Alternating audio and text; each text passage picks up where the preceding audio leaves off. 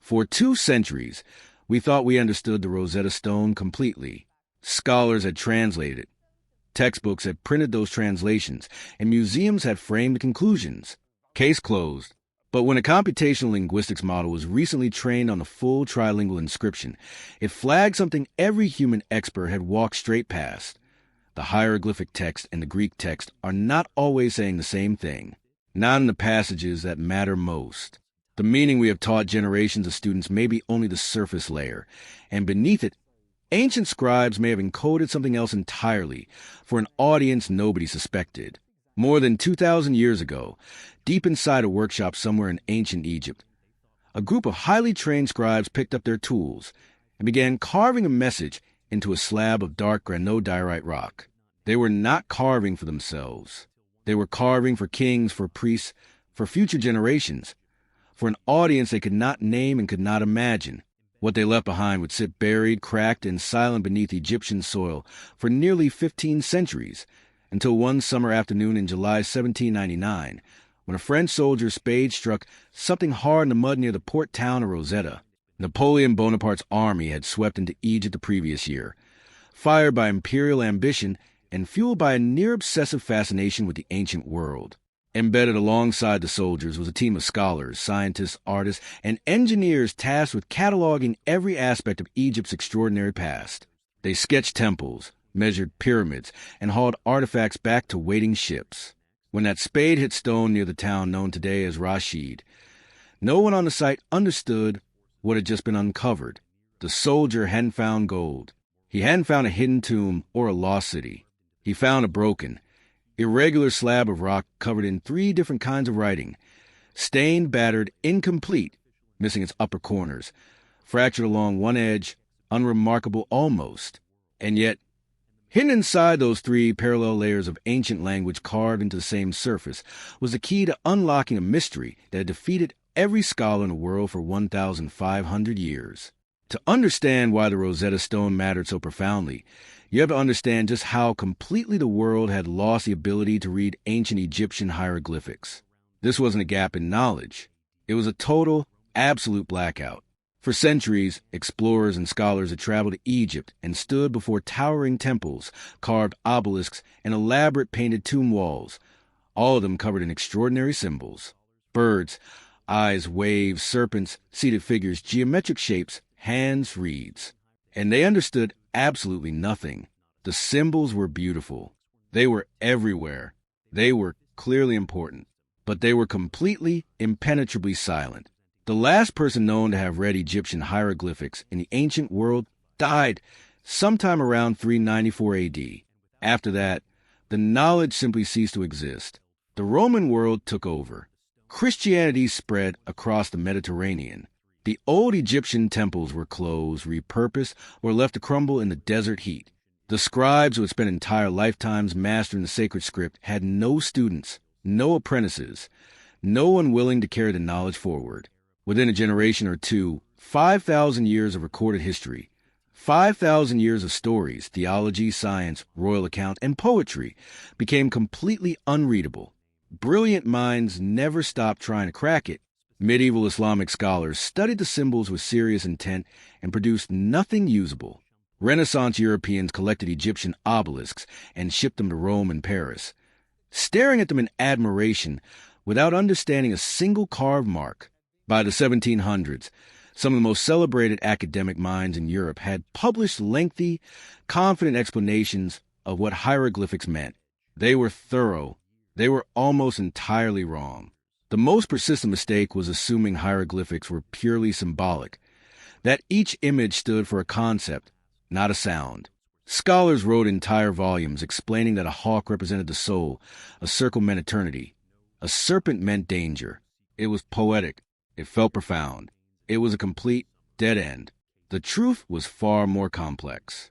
Hieroglyphics were not an artistic code. They were a sophisticated writing system combining phonetic signs, symbols representing sounds, with ideographic elements and semantic classifiers.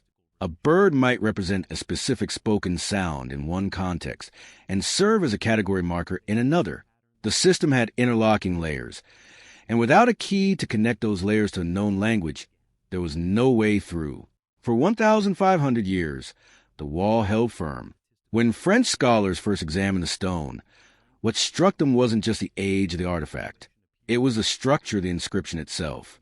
The stone didn't contain one script. It contained three. At the top, hieroglyphics, the formal sacred script used for religious ceremonies and royal monuments.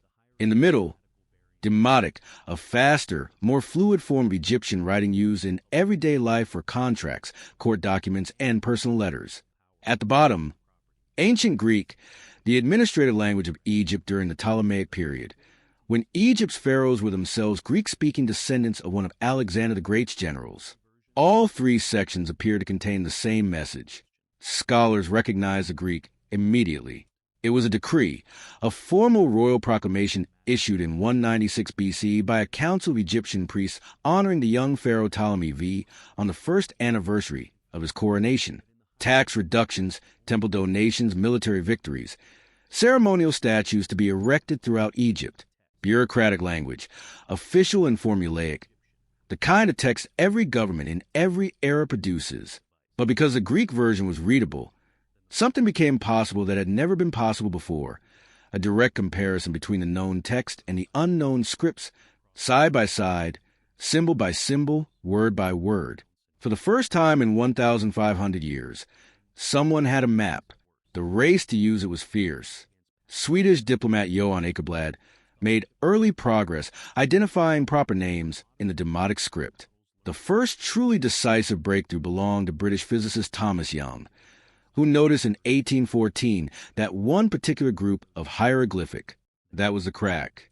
Not a complete system, just one locked door swinging open for the first time in 15 centuries.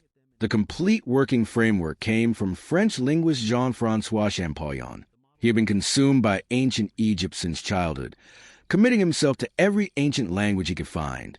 Crucially, he had mastered Coptic, the final surviving form of the Egyptian language, preserved in the liturgical tradition of Egyptian Christianity.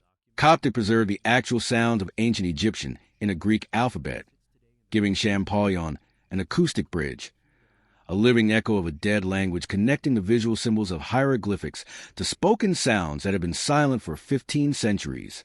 He worked for years, not months. When the last piece locked into place in September 1822, he walked out of his study, found his brother in the corridor, grabbed him by both arms, and said 4 words: "Gee, Dinzelfair, I've got it." Then he collapsed. He was unconscious for 5 full days. Once the decipherment was complete and scholars translated the full text, the results were thoroughly anticlimactic. No hidden wisdom, no lost doctrine, no secret ritual. The Rosetta Stone, the artifact that had unlocked the entire written world of ancient Egypt, was itself just a bureaucratic memo.